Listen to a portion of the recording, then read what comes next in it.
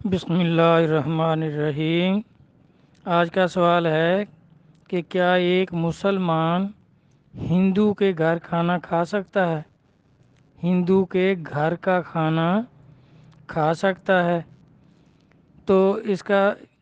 جواب یہ ہے کہ خیبر فتح ہونے تک، جب تک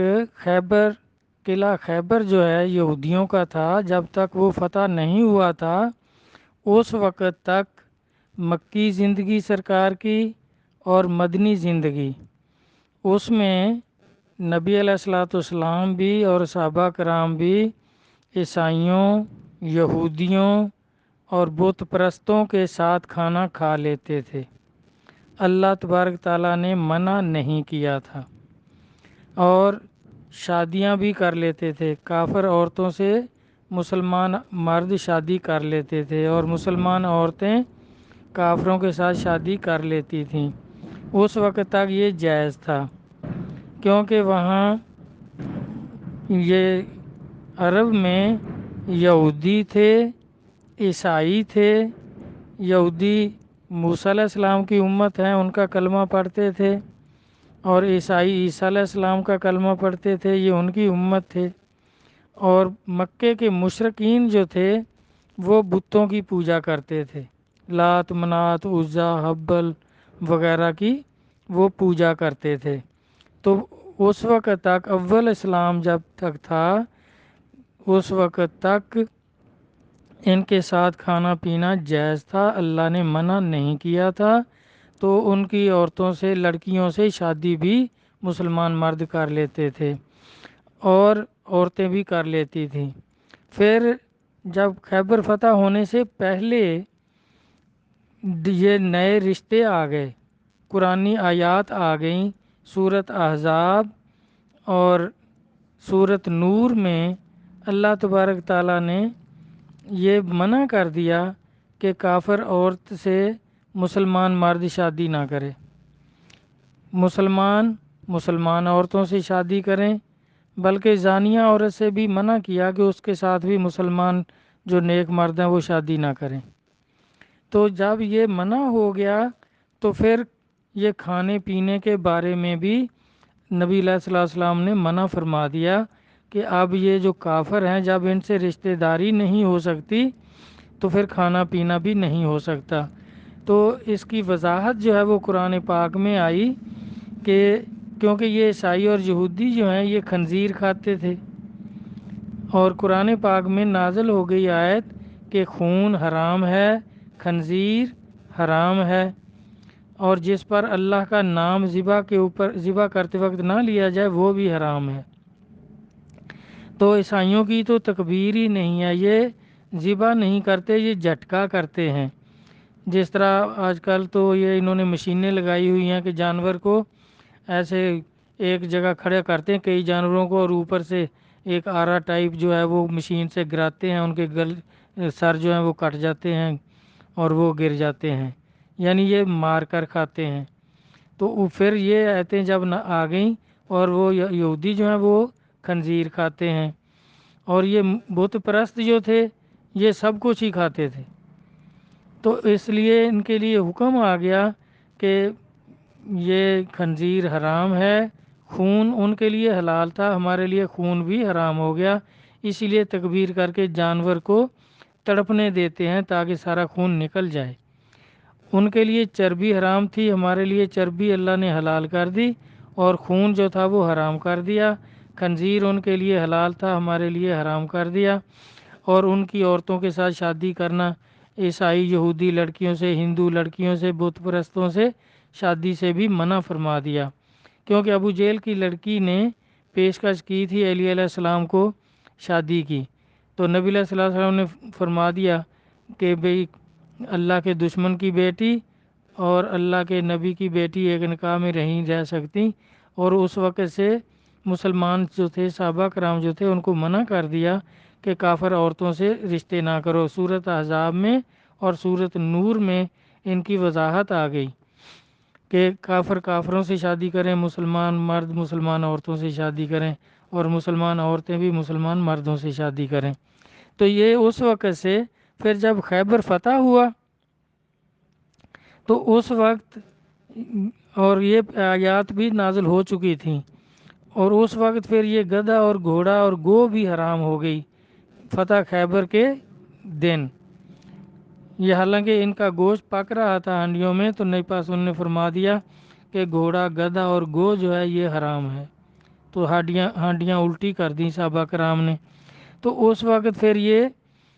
قرآن پاک میں یہ آیت اس وقت نازل ہوئی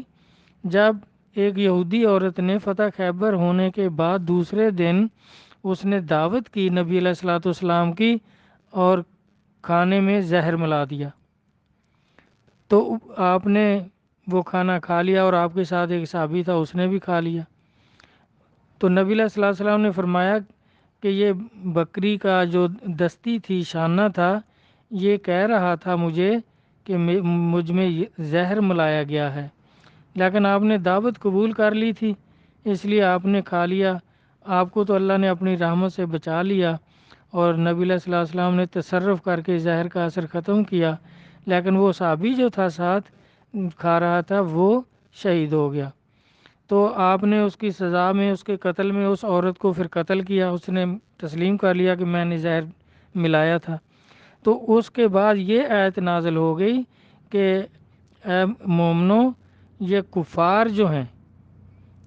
ہرگز تمہارے دوست نہیں ہو سکتے، کیونکہ یہ ہر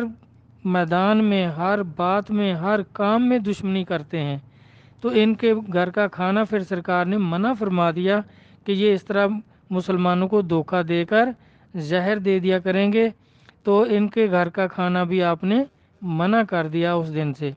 اور مشرک جو تھے، بت پرست جو تھے، چونکہ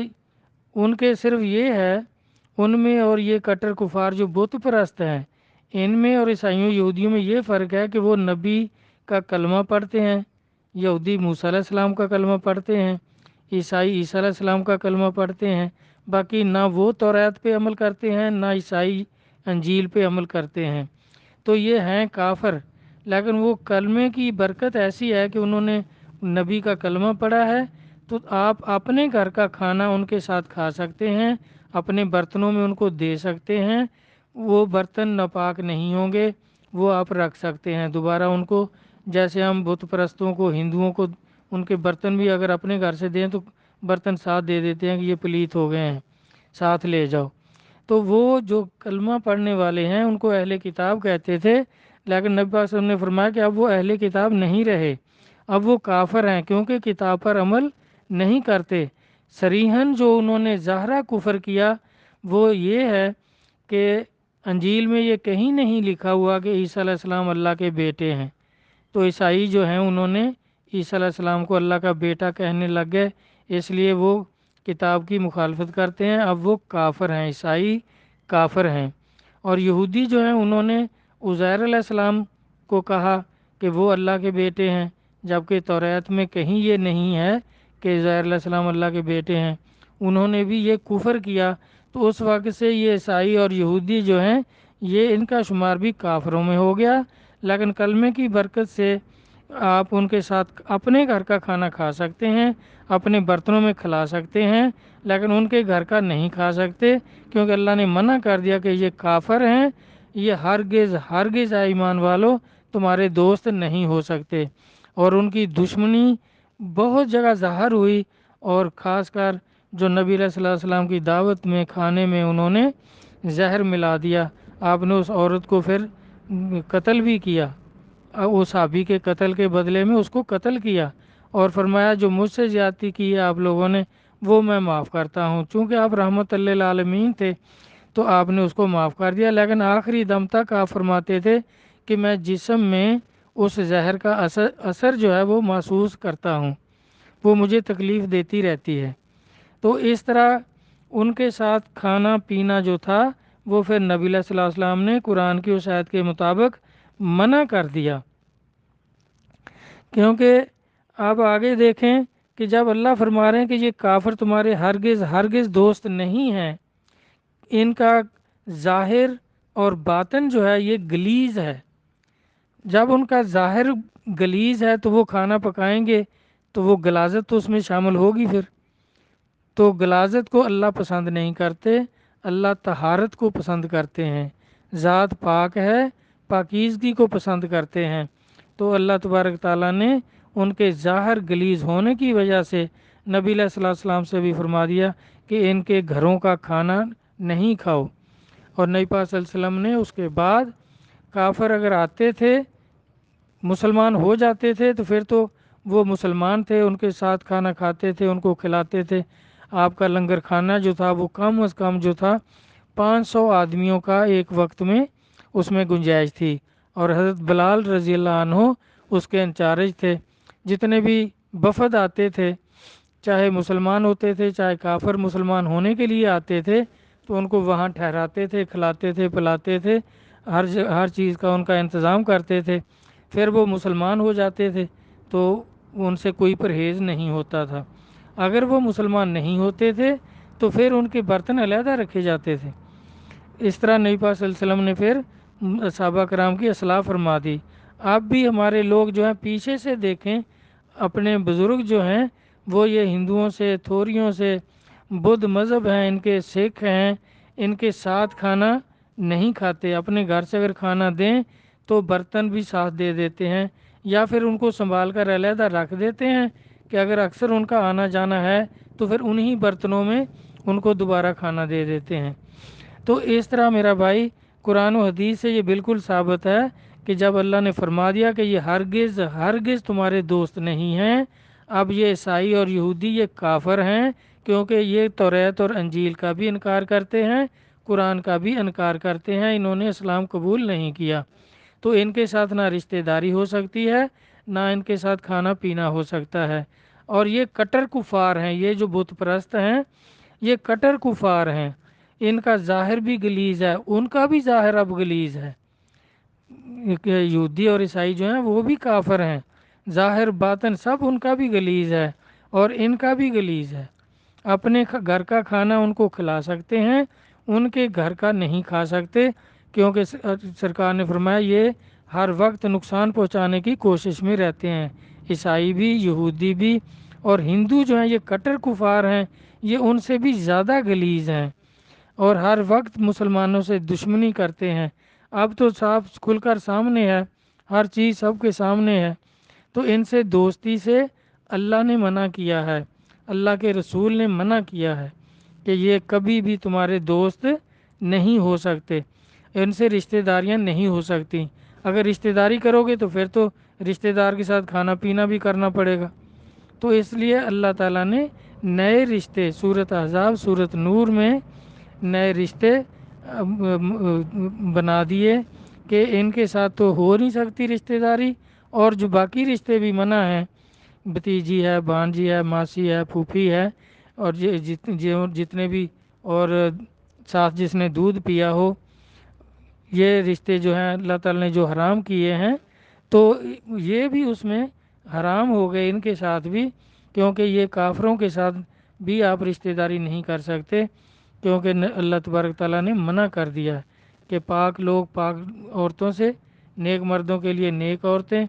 اور برے مردوں کے لیے بری عورتیں، اور جو کافر ہیں ان کے ساتھ نکاح ہو ہی نہیں سکتا۔ نبی صلی اللہ علیہ وسلم نے علی علیہ السلام کو بھی منع فرما دیا تھا کہ ابو جہل کی لڑکی سے شادی نہیں کرو، کیونکہ وہ اسلام اس نے قبول نہیں کیا تھا۔ اس طرح میرا بھائی یہ قرآن و حدیث سے ثابت ہے کہ نہ تو کافروں کے ساتھ عیسائی ہوں، یہودی ہوں، بدھ مت ہوں، یہ سکھ ہوں، ہندو ہوں، شودر ہوں، تھوری ہوں، ڈھیڈ ہوں، یہ جتنی قسم کے بھی کفار ہیں، آگ پوجنے والے ہوں، آتش پرست، وہ زرتشت کو مانتے ہیں، یہ بکر ماجید، کرشن مہاراج اور گرو نانک کو ماننے والے جو ہیں، یہ سب کافر ہیں، ان کے ساتھ نہ رشتہ داری ہو سکتی ہے، نہ ہی ان کے ساتھ آپ کھانا کھا سکتے ہیں۔ اپنے گھر کا کھانا ان کو دینا ہو تو وہ برتن بھی ساتھ دے دو، وہ بھی نہیں رکھنے۔